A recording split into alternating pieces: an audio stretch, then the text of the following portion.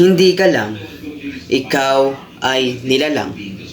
Hindi ka tao lang, sapagkat ikaw ay taong nilalang. May kahinaan o may hindi ka nagagawa.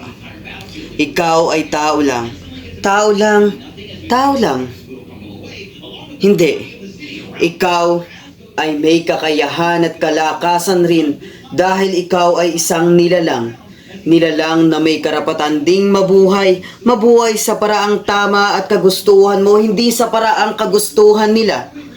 Sapagkat ikaw ay nilalang, nilalang na may pusong tapat at pantay na pagtingin sa bawat isa. Babae ka lang, babaeng walang silbi. Maling hinala, maling kwentuhan, maling usapan. May silbi ang lahat ng babae. Hindi pa ba sapat ang lahat ng nakikita, nadadama tuwing tayo'y umiiyak at sumasaya? Tulad ng isang inang nagtatanggol, inang sandalang tuwing may problema. Yakap at halik, gamot sa bawat sakit. Ina na nagpalaki at nag-aruga, nagturo at gumabay. Ina na nagpasuso nung tayo'y ay mga sanggol pa lamang. Ilaw, ilaw. Sino ba ang ilaw? Ang ina, ang ilaw ng ating tahanan. Hindi pa ba sapat ang lahat upang maunawaan ng lahat ng mga tao ang halaga ng mga babae?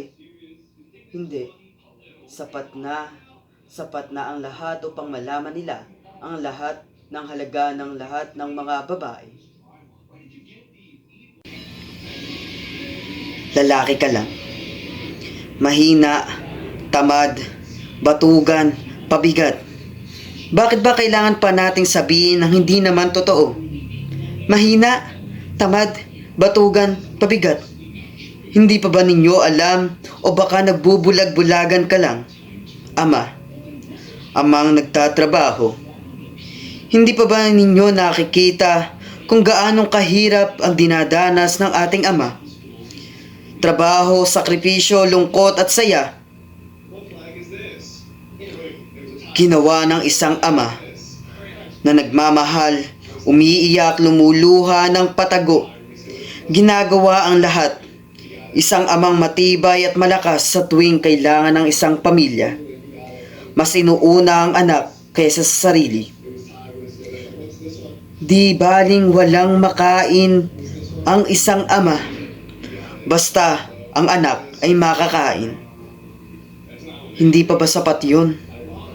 Sapat na ang lahat upang maunawaan ng lahat ng tao na hindi ka tao lang, sapagkat ikaw ay tao.